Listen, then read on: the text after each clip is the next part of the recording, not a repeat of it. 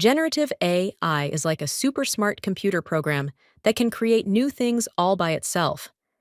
Imagine you want to write a story, draw a picture, or compose a song, but you don't know where to start. You can ask this AI for help, and it will come up with something brand new based on what you asked for.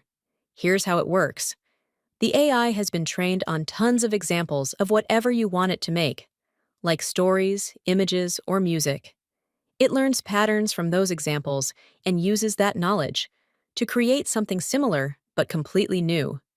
It's kind of like having a super brain that can mix and match different ideas to come up with something original. For example, if you ask it to draw a dragon, it might take what it knows about different animals and fantasy creatures to create a unique dragon picture. Or, if you ask it to write a story, it can put together characters, settings, and plots in a way that makes sense, even though no one has ever written that exact story before.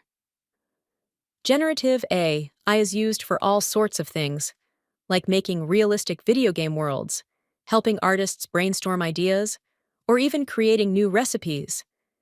It's a powerful tool that can help people be more creative by giving them new ideas or by doing the creative work for them.